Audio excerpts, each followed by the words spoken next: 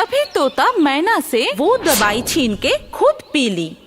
ये देखकर मैना और भी गुस्सा हो गई तोते पर। पंछियों का गांव में कोयल ने खोला एक गाने का स्कूल। पंछी गांव की सारे पंछियां वहां पर ही गाना सीखने के लिए जाते थे। वहां पर सबसे बेहतरीन गाने गाते थे मैना और तोता। उन लोगों की गाने सुनकर गुरुजी कोयल बहुत ही खुश हो जाते थे। उन लोगों ने सिर्फ अच्छी गाना ही नहीं गाते थे, उन लोगों में थी बहुत अच्छी दोस्ती। बाकी सब पंछियां इस वजह से उन दोनों से बहुत जलते थे। ऐसे ही एक दिन गाने का क्लास चल रहा था।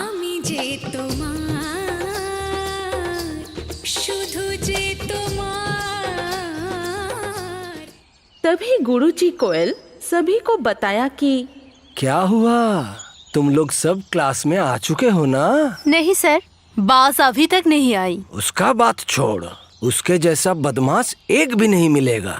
कभी भी कोई भी बात नहीं सुनता है। बच्चे लोग तो सब आ चुके हो देख रहा हूँ। मैं तुम लोगों को कुछ बात बताने वाला हूँ। गुरुजी कोयल जब सब पंछियों के साथ बात कर रहे थे तभी बाज वहाँ पर आ पहुँची।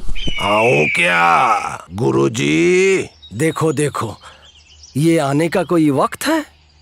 कितना बज रहा है तुम्हें पता है? जल्दी से अंदर आके मुझे क्लास शुरू करने दो। बाज जब अंदर आई, गुरुजी कोयल ने फिर से बोला, देखो तुम लोग सभी बहुत दिन से मेरे पास गाना सीख रहे हो। कोई कोई तो बहुत अच्छा गाते हो, तो मैंने ये सोचा है तुम लोगों के बीच में एक गाने का प्रतियोगिता शुरू करूंगा। तो मैं ये देखना चाहता हूँ कि तुम लोग कितना अच्छा गाना सीखे हो।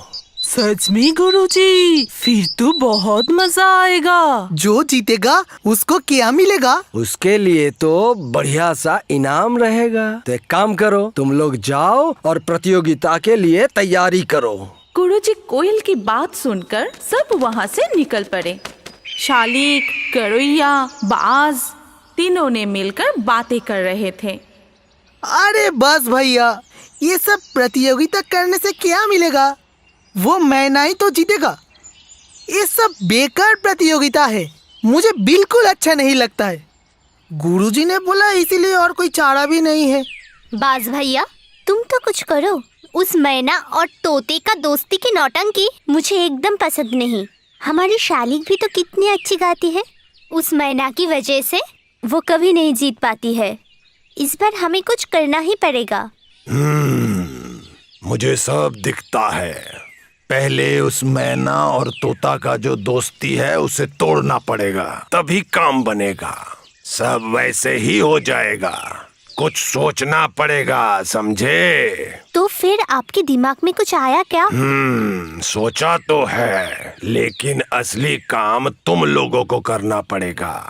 इधर आ। तीनों मिलकर एक षड्यंत्र रचना शुरू किया। उधर मैना और तोता इस प्रतियोगिता के बारे में सुनकर बहुत खुश थे। क्या रे तोता, तू इतनी खुश क्यों है? प्रतियोगिता अभी नहीं हुई है और तू जीती भी नहीं है। अभी तो सिर्फ घोषणा हुई है। तुझे किसने कहा मैं जीतना चाहती हूँ? मैं जानती हूँ तुम ही जीतोगे, इसलिए मैं इतनी खुश हूँ। तू इतना अच्छा गाती है, फिर भी मैं जीतूंगी ये क्यों बोलती है? तुझे कि कभी जीतने का मन नहीं होता? धूर, तू ये क्या बोल रही है? तेरी जीत ही मेरी जीत है। सचमुच तू मुझे बहुत प्यार करती है ना? मैं तेरी जैसी दोस्त पाके बहुत खुश हूँ। मैं भी तुझे बहुत प्यार करती हूँ। हम लोग पूरी जीवन ऐसे ही दोस्त बन के रहेंगे। ये कह के दोनों ने गले मिले। फिर दूसरे दिन बाज के कहने पर गौरैया मैना के पास गया और शालिक जाके तोता से दोस्ती बढ़ाने लगी। क्या रे मैना, कहाँ जा रही है? सुना तू गाना नहीं गाएगी। क्या? गाना क्यों नहीं गाऊंगी? मैंने तो नहीं कहा। ये क्या क्या बोल रही है तू? तेरी प्यारी दोस्त तोता शालिक को कह रही है। सुना क्या बोल रही है? बोल रही है तू गाने से वो जीत नहीं पाएगा।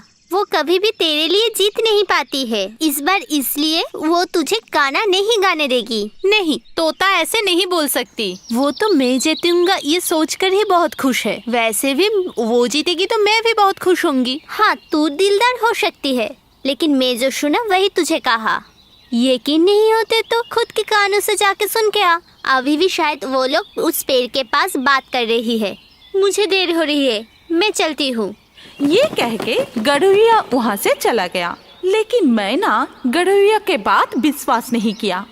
फिर भी उसके मन में एक दुविधा चलने लगी और वो मन ही मन सोची, धुर धुर, गरुड़िया कैसे उल्टे सीधे बातें बोल गई। एक बार जाके देख आती हूँ। लेकिन तोते मेरे बारे में कुछ कहा है, ये मुझे विश्वास नहीं है। ये सब सोचते हुए मैना गांव की तरफ चल पड़ी।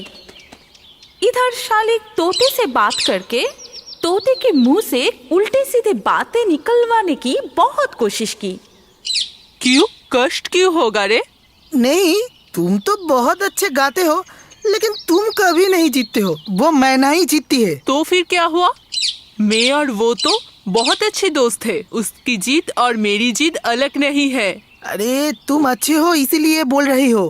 गुरुजी अगर मैना को अपेक्षाकृत अधिक पसंद ना करता तो फिर तू या फिर मैं भी जीत सकता था। क्यों गुरुजी के नाम पर उल्टी सीधी बातें बोल रही है? हम लोग अच्छे गाते हैं, लेकिन तू और मैं कोई भी मैना की तरह रिवाज नहीं करती, इसीलिए हम लोग जीत नहीं सकते। लगता है तुम बुद्धू हो या फिर कुछ नहीं समझते हो। ये मैना का छल है। तुझको दोस्ती की वास्ते और पंडित जी को फंसा के वो हर वक्त जीत जाएगा। मैं रिवाज कम करता हूँ, लेकिन तू अगर बोला कि तू रियाज कम करता है, मैं तो नहीं मानूंगा। चुप कर, तू चुप कर। तू गुरुजी के ऊपर सवाल कर रही है। ठीक है, तू देखना, इस बार मैं ही जीत कर तुझे दिखाऊंगी। सचमुच अच्छी तरह से रिवाज करके मैना को हरा के दिखाऊंगी। तब तक वहाँ पर मैना भी आ पहुंची। तोते की दुर्भाग्य हो या सालिक की खुशनसीब, मैना तोते की आखिरी कुछ बातें ही सुन पाई। तोता कह रही है कि मैना को हरा कर ही छोड़ेगी। पहले तो मैना अपने कान को विश्वास ही नहीं कर पाई। फिर उसने चिल्लाते हुए टिया से कहा, क्या रे तोता, मैं कभी भी तुझे जीतने के लिए मना किया हूँ? तू मुझे प्रतियोगिता में चैलेंज कर रही है। तू एक बार प्यार से कहती तो मैं ऐसे ही हार जाता, लेकिन अब तो हिस्सा भी लूंगी और जीतूंगी भी। मैना को ऐसे बोलते हुए देखकर तोता पूरी तरह से चौंक गई। इसके बाद तोता खुद को संभाल कर बोली, तू मुझे गलत समझ रही है। शालिक तेरी और गुरुजी के नाम पर उल्टी सीधी बातें कर रही थी, इसीलिए मैंने ऐसे कहा। पूछ शालिक से। लेकिन मैना और तोते के झगड़ा देखकर सालिक वहाँ से भाग गया और मैना जब सालिक को नहीं देख पाई तो बोली, तेरी कोई भी बात में यकीन नहीं करता, छोड़ दे। आज से तेरी और मेरी दोस्ती खत्म। अब प्रतियोगिता में मुलाकात होगी। ये कह के मैना वहाँ से गुस्से से चली गई और बेचारी तोता रोते हुए कहने लगी, तू मुझे ऐसे गलत समझी, मैं प्रतियोगिता में हिस्सा ही नहीं लूंगी। इधर सालिक और गरुड़िया खुशखबरी लेकर बाज के पास दौड़ती हुई आई। सब सुन के बाज ने बोला, अरे वाह, ये तो बहुत ही अच्छी बात है। इतने जल्दी तुम लोग काम कर पाओगे, ये तो मैंने सोचा ही नहीं था। अब सिर्फ उस मैना को रास्ते से हटाना पड़ेगा, फिर शालिक को जीतने से कोई नहीं रोक सकता। इस तरह प्रतियोगिता की दिन आ गई। तोता ने गाने की पूरी तैयारी कर चुकी थी। इधर मैना और भी अच्छी तरह से रिवाज कर रही थी खुद की जीत के लिए, और दूसरी तरफ बाज की टोली मैना को कैसे हराए इसके बारे में सोच रहे थे। सुनो, आज तुम लोगों को एक आखिरी काम दूंगा। अगर वो काम तुम लोग कर दिए तो उस मैना का हार एकदम निश्चित है। उसके बाद हम लोगों में से कौन जीतता है वो बाद में देखा जाएगा। अरे क्या करना होगा वो बोलो। अरे जीतने के लिए मैं कुछ भी कर सकता हूँ। तोता गा नहीं सकता वो तो बोल दिया। अगर अब मैना को रास्ते से हटाया जाए तो खेल खत्म। ये पकड़, ये दवाई किसी भी तरह मैना को खिलाना पड़ेगा। ये पीने के बाद 2-3 दिन कम से कम उसके गले से आवाज नहीं निकलेगा। बाज की टोली जब ये सब बातें कर रहे थे तभी तोता सब सुन लेती है और इसके बाद वो सब कुछ समझ गई। तभी वो मन ही मन सोचा, मैं कुछ भी करके मैना को उस दवाई को पीने नहीं दूंगी। मैना जो कुछ भी सोच ले, वो मेरी दोस्त है, उसका नुकसान मैं होने नहीं दूंगी। ये सोचते हुए तोता प्रतियोगिता के स्थान पर पहुंची और देखा कि गौरिया मैना को उल्टे सीधे कह के दवाई खिलाने जा रही है। तभी तोता मैना से वो दवाई छीन के खुद पी ली। ये देखकर मैना और भी गुस्सा हो गई तोते पर। तेरे मन में इतनी नफरत है?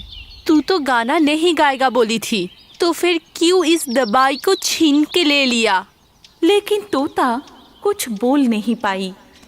शोर सुन के गुरुजी कोयल वहाँ पर आ पहुंची और दवाई को देखकर चौंक गई और मैना से पूछा, ये दवाई तुझे कहाँ से मिला? ये पीने से तो गले का आवाज चला जाता है। गुरुजी के बातें सुनकर मैना रोते हुए सारी बात बताई। तभी गुरुजी बाज, सालिक और गौरिया को अपनी क्लास से निकल दिया। फिर सबको सारी बात समझ आई और मैना भी समझ गई कि लोगों की बातें सुनकर वो अपनी कितनी अच्छी दोस्त को खोने चली थी। तभी मैना तोते को बोली, मुझे माफ कर दे दोस्त, मैं भी तेरा इतना अच्छा दोस्त नहीं बन सकता जितना तू मेरा है। आज तूने जो किया वो शायद मैं भी नहीं कर सकती थी। मैना की बातें सुनकर तोते की आंखों में आंसू आ गई और वो मैना को गले लगा लिया। इसके बाद शुरू हुई प्रतियोगिता।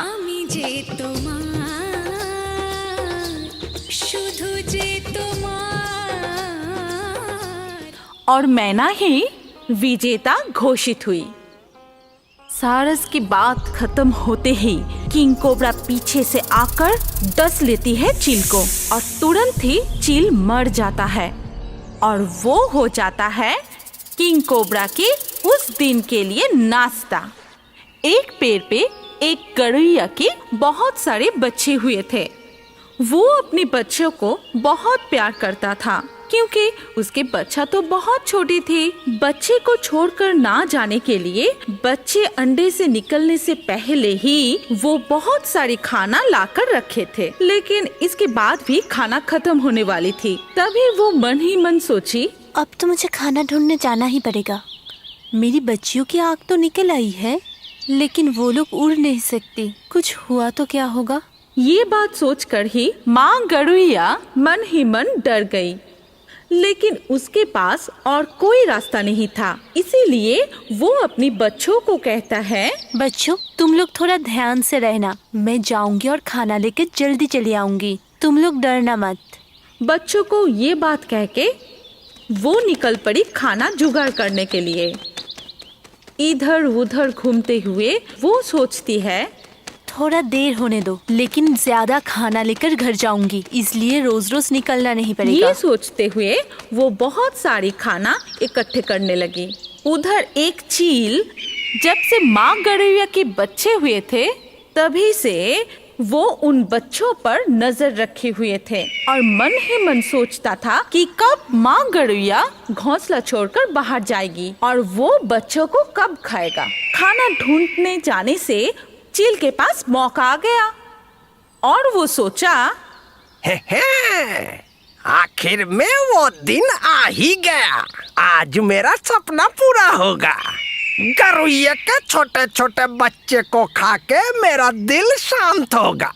माँ गौरैया जब बहुत समय बाद खाना लेकर लौट आई तभी वो देखा कि उसकी घोंसला पूरा खाली, एक भी बच्चा वहाँ नहीं था। वो चिल्लाते हुए कही, मेरी बच्चियों तुम लोग कहाँ चली गई? तुम लोग तो बहुत छोटे हो, कौन ले गई? कहाँ पर ले गई? तभी वो पेड़ पे बैठे हुए चील को देखती है और वो चील से कहती है, ओह, तुमने मेरी बच्चियों को खा लिया। ऐसा काम तुमने कैसे किया? वो लोग तो बहुत छोटे हैं। अरे चुप कर, ज्यादा पचर पचर मत कर। तेरे बच्चे लोग अभी तक ठीक ही है, लेकिन तू अगर मेरा बात नहीं सुना तो मैं तेरा बच्चों को खा जाऊंगा। कहाँ पर है मेरे बच्चे लोग? वो लोग ठीक है ना? मैं तुम्हें यकीन कर रही हूँ। क्या करना पड़ेगा मुझे? बच्चे लोग मेरे पास ही है, अच्छा ही है। अगर तू मुझे रोज खाना लाके देगी तभी वो लोग ठीक रहेंगे। मैं खाना खाना कैसे लाऊंगी? मैं तो छोटी पंछी हूँ। तुम्हारी जैसी बड़ी पक्षी की खाना कैसे इकट्ठा करूंगी? वो सब मुझे नहीं पता। अगर बच्चों को जिंदा रखना चाहती है तो मैं जो जो कह रहा हूँ वो कर। ये कह के चील वहाँ से उड़ जाता है और बेचारी माँ गरुड़िया बहुत दुखी होकर घोंसले में बैठकर सोचने लगी। हे भगवान, क्या हुआ? मेरे बच्चों को तुम रक्षा करो। मुझे जैसे भी हो उस चील के लिए खाना जुगाड़ करना ही पड़ेगा। मैं करूंगी। अगले दिन से गरुड़िया चील की खाना ढूंढने के लिए निकल पड़ती है। पूरा दिन इधर उधर घूम के जो खाना मिलती है वही चील के लिए ले आती है। पूरा दिन मेहनत करने के बाद खाना ढूंढ के रात को गरुड़िया अपनी घोंसले में जाकर सो जाती है। ऐसे ही कुछ दिन बीत जाते हैं, लेकिन वो अपने बच्चों से नहीं मिल पाती है।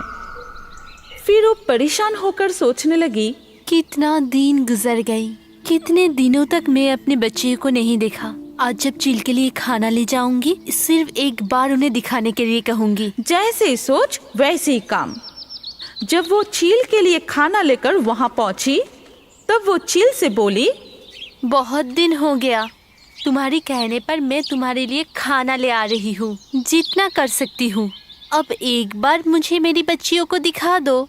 इतना बात तुझे कौन कहने के लिए बोला है?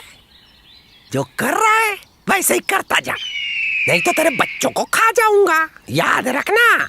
लेकिन मैंने तो कुछ नहीं मांगा, सिर्फ एक बार मेरी बच्चियों को देखना चाहती हूँ। तुम मेरा ये ख्वाहिश पूरी नहीं करोगी? तेरा बच्चे लोग सब ठीक है क्या? ये काफी नहीं है? अभी भी देखने का टाइम नहीं आया। जैसा काम कर रहा है करता जा, तब जाके बच्चों को देख पाएगा। तब तक वो मेरे पास ठीक ठाक रहेगा। जा जा जा जा, निकल, आराम से मुझे खाने दे। चील के बात सुनकर गरुड़िया वहाँ से चली गई। आंखों में आंसू लिए गरुड़िया जाके नदी के किनारे बैठी और बोली, क्या पता इस जीवन में मैं मेरी बच्चियों को देख सकूंगी क्या? मैं क्या करूं? मैं तो कुछ भी नहीं कर सकता। ये कहती रही और रोती रही। अचानक एक सारस वहाँ आई और उससे पूछी, क्या हुआ गरुड़िया, तुम काहे रो रही हो? क्या मैं तुम्हारा कुछ मदद कर सकता हूँ? मैं जो मुसीबत में हूँ उसमें से कोई भी मुझे निकाल नहीं सकती। अरे फिर भी बोलो ना, अगर कुछ कर सकता हूँ तो। क्या पता अगर बोल दो तो तुम्हारा मन थोड़ा हल्का होगा। सारस की बातें सुनकर गरुड़िया की आंखों में आंसू आ गई। उसके बाद वो सारस को सारी बात बताई। गरुड़िया के बातें सुनकर सारस चौंक गई। अरे बाप रे, तुम्हारे साथ तो धोखा हुआ है। तुम्हारे बच्चे को वो कितने दिन पहले ना जाने खा चुका है। मैं भी तो उस चील के पास ऐसे ही धोखा खाया था, मेरे बच्चे को भी वो खा गया था। तब मैं मन से इतना दुखी हो गया था, कुछ नहीं कर सका था। मन उदास करके यहाँ से चला गया था। लेकिन तुम्हारा बात से इतना तो पता चला, वो चील अभी तक नहीं सुधरा, वैसा ही है। सारस की बातें सुनकर गरुड़िया और भी रोने लगी। तभी सारस उसको हिम्मत रखने के लिए कहता है और कहता है, तुम उदास मत हो, मैं तुम्हारे साथ हूँ। प्रतिशोध तो हमें लेना पड़ेगा, और वैसे भी वो चील किसी और का कोई नुकसान न कर सके, वो भी देखना पड़ेगा। तुम सिर्फ कहो क्या करना पड़ेगा मुझे। तुम मुझे जो बोलोगे मैं वही करूंगी। तुम सिर्फ मुझे बताओ मैं क्या करूंगी। हम लोग किंग कोबरा के पास जाएंगे। पता है वो बहुत खतरनाक है। हम लोगों के पास कोई और रास्ता नहीं है, हम लोगों को ये करना पड़ेगा। तो फिर अभी चलो दोस्त, मैं और नहीं सहन कर सकती। मेरी बच्चियों को कितना दर्द हुआ होगा, मुझे प्रतिशोध लेना ही पड़ेगा। वो लोग आपस में सारी बातें करके किंग कोबरा के पास जाके पहुंची। किंग कोबरा तभी अपनी गुफा पर आराम कर रहे थे। सारस से हिम्मत जुटाकर उसे बुलाया। किंग कोबरा, रे किंग कोबरा, तुम्हारे मदद की हमें बहुत जरूरत है। मदद करो हम लोगों को, बहुत मुसीबत में पड़कर तुम्हारे पास आए हैं। तुम्हारे पास आने से कोई जिंदा नहीं बचता जान के भी आए हैं, क्योंकि हमारे पास कोई और रास्ता नहीं। तुम हमें बचा लो। क्या हुआ है? ऐसा कौन सा मुसीबत आया है कि तुम लोग जिंदगी हाथ में लेके हमारे पास आए हो? हमें सब कुछ बताओ। अगर संभव है तो हम तुम्हें जरूर मदद करेंगे। तभी सारस सब खुलकर बताया। गरुइया भी रोते हुए मदद मांगी। सारस और गरुइया की सारी बातें सुनकर किंग कोबरा को भी दया आ गई और वो कहता है, हमारे इलाके में रह के उस चील का इतना हिम्मत, वो मासूम पंछियों को इतना परेशान कर रहा है। मैं उसको सजा दिलाऊंगा। तुम लोग जैसे भी हो उसको इधर लेके आओ।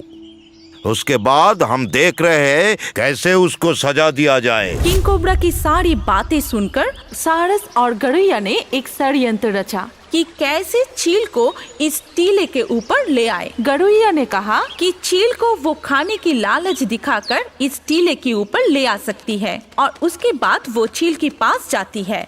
क्या हुआ? इतना देर कैसे हो गया? खाना कहाँ है? अपने बच्चों को बचाना नहीं चाहती है क्या? नहीं नहीं, चाहिए। खाना लाई हूँ। आज बहुत सारा खाना मिला है इसलिए ला नहीं सका। मैं तो छोटी पक्षी हूँ ना, इसीलिए। तुम चलो मेरे साथ, दिखा दूंगी तुम्हें। तुम आराम से खा लेना। अच्छा, ये बात है। अच्छा, चल फिर।